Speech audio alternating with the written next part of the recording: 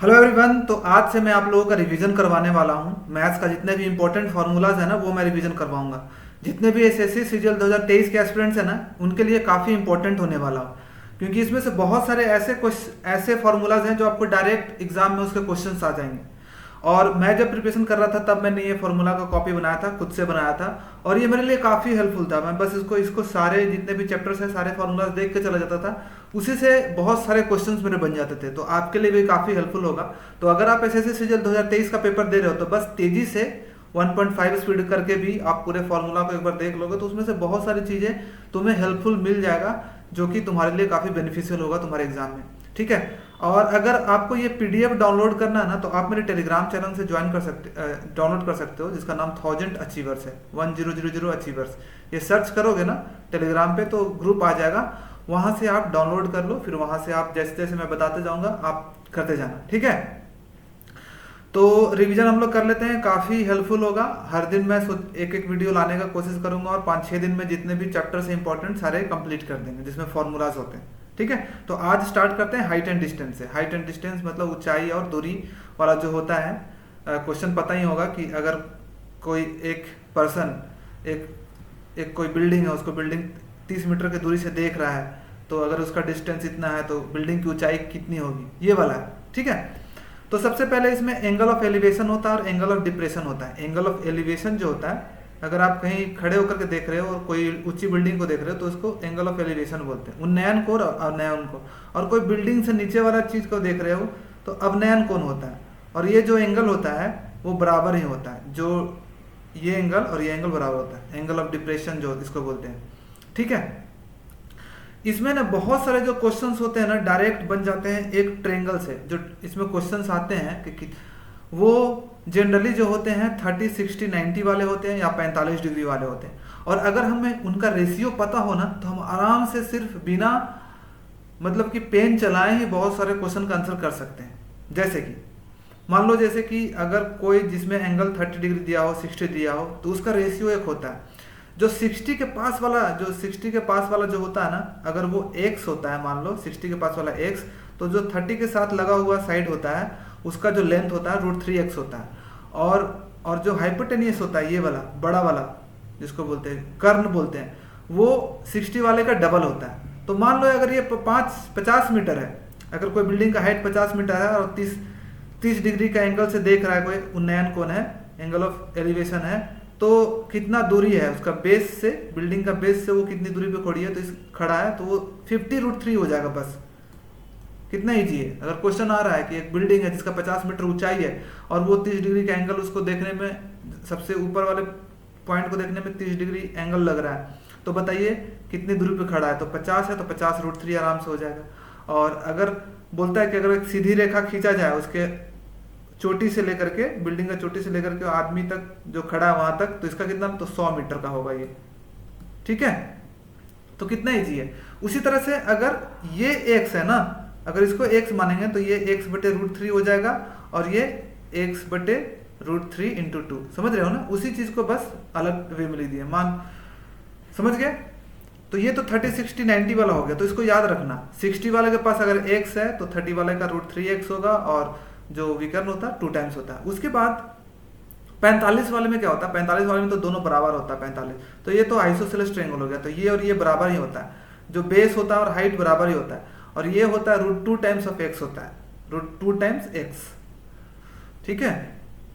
तो मान लो कोई क्वेश्चन पूछ दिया कि अगर बिल्डिंग का हाइट 50 मीटर है, अगर कोई एक खड़ा है व्यक्ति दूर से देख रहा है 45 डिग्री का एंगल से उसकी ऊंचाई चोटी को देख रहा है, तो कितना डिस्टेंस पे खड़ा, तो ये 50 मीटर, तो ये भी 50 ही मीटर होगा और ये 50√2 होगा। ठीक है। ये हो गया। चलो अब तीसरा क्वेश्चन आता है, तीसरा टाइप का। तो ये 2 तरह का तुमको पता चल गया। एक चीज और तुम लोग को ध्यान रखना है, जैसे कि ये ट्रायंगल होता है, राइट एंगल ट्रायंगल। तो अगर ये थीटा है और ये अगर थीटा है, अगर h है और ये b है, बेस है, ये हाइट है, तो एक फॉर्मूला होता है जो b ये होता है ना, ये b बराबर हो जाता है h cot थीटा, याद रखना। और अगर हम h निकालेंगे, अगर b दिया हुआ, अगर b निकालना है और h दिया होता है, h cot थीटा होता है। और अगर बी दिया हुआ है एच निकालना, तो एच बराबर होता है बी tan थीटा। ठीक है, तो अगर सीधी हाइट वाला निकालना है तो बी का tan थीटा होगा, और बेस निकालना है तो एच का cot थीटा होगा, ये याद रखना। ठीक है, ये बहुत यूज होता है। अब जैसे कि ये तीसरा टाइप का क्वेश्चन आता है कि मान लो एक बिल्डिंग है, बिल्डिंग को दो लोग देख रहे हैं, दो दूरी से देख रहा है। ठीक है, एक थीटा वन एंगल बनाता है, एक थीटा टू एंगल बनाता है। तो बताएगा दोनों के बीच का डिस्टेंस बताइए, अगर दोनों के बीच का डिस्टेंस डी है तो हाइट बताइए, ऐसा कुछ भी पूछ सकता है। ठीक है, तो अभी हमने किया था, अगर मान लो डी दिया हुआ, डिस्टेंस दिया हुआ, तो यहाँ पे क्या होता है कि ये वाला क्या होगा, ये मैंने अभी बताया कि ये एच कॉट थीटा टू हो जाएगा, और ये जो टोटल लेंथ होगा, टोटल लेंथ ये हो जाएगा एच कॉट थीटा वन। तो डी बराबर क्या हो जाएगा, डी जो है पूरा लेंथ माइनस ये वाला length, H cot theta one minus H cot theta two होगा कि नहीं। एच को अगर कॉमन ले लेंगे तो cot theta one minus cot theta two, तो यानी कि डिस्टेंस निकल जाएगा ऐसे। या फिर अगर एच निकालना है तो एच बराबर क्या हो जाएगा, एच बराबर डिवाइड उधर चले जाएगा तो D by cot theta one minus cot theta two. ठीक है, तो ये याद रखना। तो इस वाले फॉर्मूला से बन गया, एच कॉट थीटा वाले फॉर्मूला से बन गया, जो भी दिया हुआ रहेगा बन जाएगा आराम से। उसी तरह से अगर एक साइड है, अगर ये बिल्डिंग के दोनों साइड में है, अगर ये बिल्डिंग है और बिल्डिंग के दोनों साइड में, एक इस साइड में एक थीटा वन एंगल बनाता है, यहाँ से एक थीटा टू इधर से बनाता है, तो डी एच निकालिए। तो फिर उसी तरह से ये क्या हो जाएगा, एच कॉट थीटा टू और यहाँ पे एच कॉट थीटा वन, और दोनों का जोड़ेंगे तो डी होगा, H cot theta one plus theta two equal to D. तो अगर एच निकालना तो एच कॉमन लेके D by cot theta one plus cot theta two. ठीक है, तो ये वाला फॉर्मूला भी याद रख सकते हो। एक स्पेशल केस होता है कि जब मान लो बिल्डिंग है, एक बिल्डिंग है और उसका दोनों एक ही तरफ दोनों खड़ा है, दो व्यक्ति खड़ा है, और एक 30 डिग्री एंगल बनाता है, एक 60 डिग्री जब एंगल बनाता है, तो पता है क्या होता है, अगर मान लो कि दोनों का गैप है 60 और 30, दोनों को आदमी का गैप ए डिस्टेंस है, तो जो बेस से पहले वाला व्यक्ति का जो डिस्टेंस होगा ना 60 डिग्री वाला का, वो a/2 होगा। मान लो ये दोनों का गैप 100 मीटर है यहाँ पे, तो ये 50 मीटर होगा। अगर ये 50 होगा तो ये 100 होगा। ठीक है, और ये 30 है तो ये टोटल 60 होगा, और ये 60 है तो ये 30 होगा। देखो ये 30 और ये 30, यानी कि ये वाला लेंथ और ये वाला लेंथ भी बराबर होगा। ठीक है, तो अगर ये a है तो ये भी a हो जाएगा, समझ गए। और फिर उसके बाद तो निकल ही जाएगा, अगर ये निकल गया तो ये निकल जाएगा। बताया था कि ये √3 टाइम्स होता है। अगर ये 60 है, यहाँ पे 60 एंगल बना रहा, तो 30 वाला जो होता है एंगल बनाता है, वो हमेशा जो 60 वाला बेस होता है उससे √3 टाइम्स a/2 हो जाएगा, और इसका डबल होता है ये 60 वाले का। तो जो भी केस घुमाओ, इधर उधर घुमाओ, ये वाला जो 30-60 वाला रेशियो यूज करोगे तो आराम से 30-60-90 जैसे दिखा तो ये वाला यूज कर लेना। ठीक है, आई थिंक कि समझ में आ रहा होगा आप लोगों को। थोड़ा बड़ा जो पढ़ा होगा उसी को समझ में आएगा, हाइट एंड डिस्टेंस एकदम नहीं पढ़ा होगा उसको थोड़ा कम समझ में आएगा। उसके बाद एक कॉम्प्लीमेंट्री एंगल होता है। मान लो θ1 θ2 कॉम्प्लीमेंट्री है, दोनों मिला के 90 हो रहा है, एक 50 है और एक 40 है। तब हम कैसे डिस्टेंस निकालेंगे या फिर हाइट कैसे निकालेंगे। उसी तरह इसमें क्या करना होता है कि h बराबर जो होता है √d1 × d2 होता है, अगर कॉम्प्लीमेंट्री होता है। तो याद रखना, जब दो एंगल हो और दोनों कॉम्प्लीमेंट्री हो, और तो जो हाइट होता है वो √d1 × d2 कैसे निकलता है। h बराबर क्या लिख सकते हैं, d2 को d2 बराबर h cot θ1 और d1 बराबर h cot θ2 लिख सकते हैं। दोनों को मल्टीप्लाई करो, d1 × d2 बराबर h² cot θ1 cot θ2। अगर एक्चुअली 90 है दोनों का, तो cot θ2 tan cot θ1 × cot θ2, ये tan θ1 होता है ये, तो tan और cot जब मिलाते हैं तो 1 हो जाता है। तो h बराबर √d1 × d2 हो जाएगा। ठीक है, आई थिंक यहाँ से समझ में आ रहा होगा।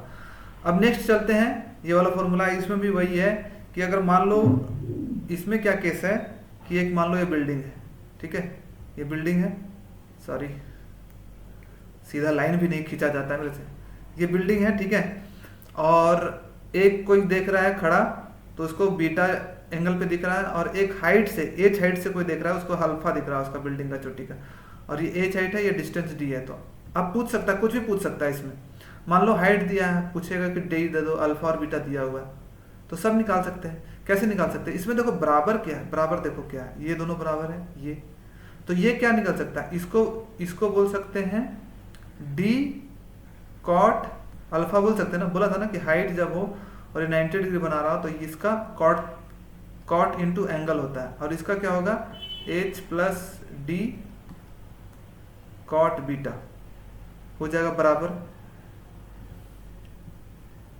समझ रहे हो? डी कॉट अल्फा बराबर H plus D cot beta, और जब एच प्लस डी को एक तरफ करेंगे, इसी से फॉर्मूला निकला है, ठीक है। यहाँ पे अगर हम करेंगे तो हो जाएगा, अगर आप करोगे जैसे कि डी कॉट अल्फा बराबर H plus D cot beta, तो डी को एक तरफ करेंगे तो D cot alpha minus cot beta बराबर एच कॉट बीटा, तो डी बराबर, तो जो डी बराबर हो जाएगा H cot beta by cot alpha minus cot beta, ये वाला फॉर्मूला आ जाएगा। देखा? तो जो चीज बराबर उसको इक्वेट करने की कोशिश करो, उससे आ गया डी। और डी प्लस एच निकालना होगा तो डी से एच जोड़ देंगे, इसमें अगर एच जोड़ दोगे तो आ जाएगा आंसर, ठीक है। अब आगे चलते हैं। ये वाला क्वेश्चन है, ये क्वेश्चन थोड़ा सा हार्ड है, ये मेंस टाइप में आता है कि एक बैलून है बहुत बड़ा, पैराशूट मान लो, तो उसका अगर बोलेगा कि हाइट उसका जो है, केंद्र का हाइट जो है एच है, एच निकालने बोला, हाइट ही निकालने बोल रहा है मान लो, और इसमें जो दिया हुआ है मान लो कि ये एंगल जो बनाता है वो बीटा एंगल बनाता है, और एच है, तो हाइट बताइए इसका। एच हाइट पे उड़ रहा है, तो देखो केंद्र का जो हाइट होगा उसी को हाइट मानेंगे हम। तो इसमें क्या करना होता है कि यहाँ से मान लो कोई देख रहा है, बीटा एंगल बना रहा है, तो वहाँ पे जाएगा, केंद्र पे जाएगा, तो यहाँ से एक राइट एंगल ट्रायंगल बनता है कि नहीं, उसको अगर मान लो ये सर्कल है, इस पे अगर टेंजेंट खींचा जाता तो ये 90 डिग्री होता है, ये 90 डिग्री होता है, ठीक है, ये 90, ये कुछ एंगल होता है। तो हमें हाइट कैसे निकालना होगा? हाइट तभी निकलेगा जब हमें इसका हाइट पता होगा, ये वाले का। और ये वाला का हाइट कैसे पता चलेगा हमें? जब हम इसको एंगल को मान लो अल्फा मान लेते हैं, मान लो ये एंगल अल्फा बनाता है, ये भी दिया हुआ अल्फा दिया हुआ कि ये जो एंगल है वो अल्फा बनाता है, तो ये अल्फा बटे 2 होगा, ये भी अल्फा बटे 2 होगा, ठीक है। तो ये वाला जो हो जाएगा, ये जो लेंथ हो जाएगा ओबी जो हो जाएगा, ओबी हो जाएगा आर कॉसेक अल्फा बटे 2। ये निकालोगे पाइथागोरस वाला जो होता है राइट एंगल ट्रायंगल से निकालोगे, तो आर मतलब कि क्या, आर मान लो इसका रेडियस है, आर रेडियस का बैलून है कोई, अच्छा ये भी दिया रहेगा, अगर बैलून है तो उसका आर रेडियस भी दिया रहेगा, ये एंगल दिया रहेगा, अल्फा बटे 2 दिया रहेगा, बीटा दिया रहेगा, और ये दिया रहेगा, तब जाकर के पता चलेगा, ठीक है।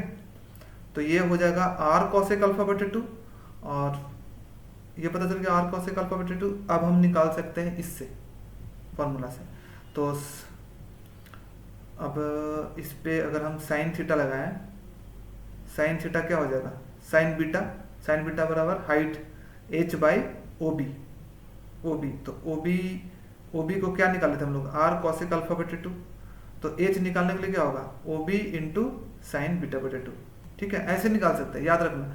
मतलब इसका जो बेसिक है ना कि अगर गुब्बारा दे दिया जाए तो हमें सेंटर मानना पड़ेगा, एक रेडियस मानना पड़ेगा, सबसे पहले हमें उसका लेंथ निकालना पड़ेगा, इस वाले का लेंथ निकालना पड़ेगा। ये लेंथ निकाल लिया तब तो फिर राइट एंगल ट्रायंगल बन जाता है, इसका आराम से निकाल लोगे, ठीक है।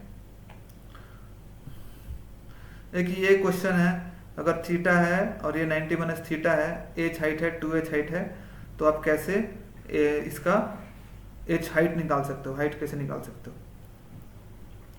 तो ये भी इजी है। देखो x बराबर क्या हो जाएगा, h कॉट थीटा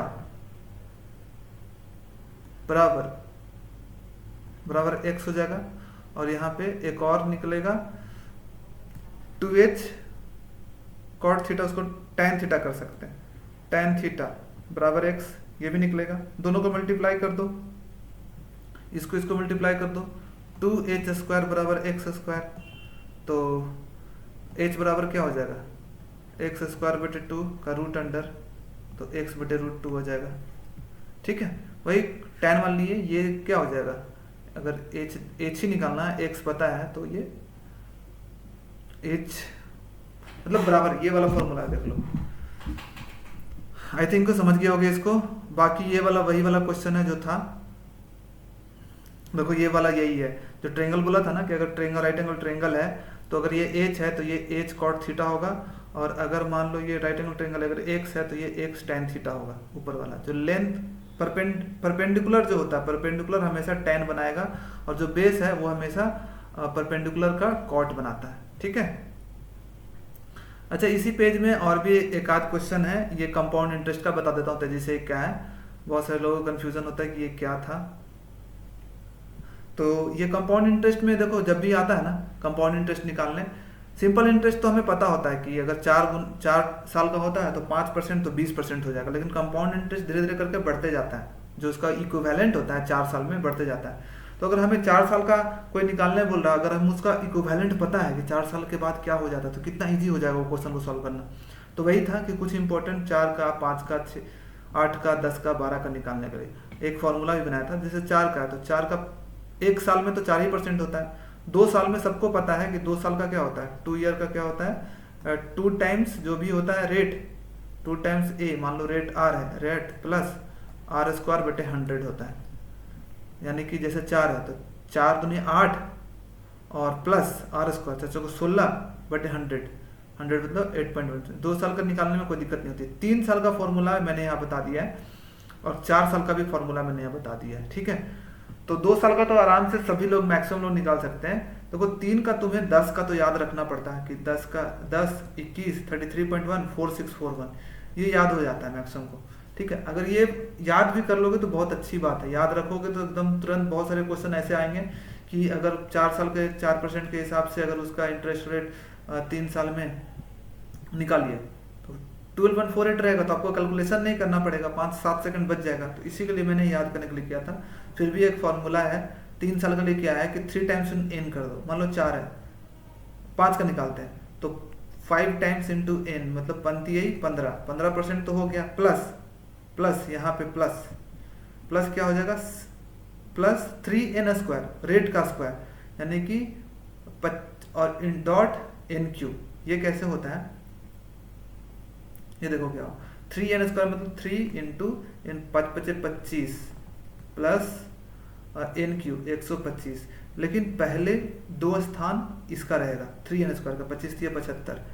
उसके बाद ये पॉइंट के बाद का डिजिट है। ठीक है।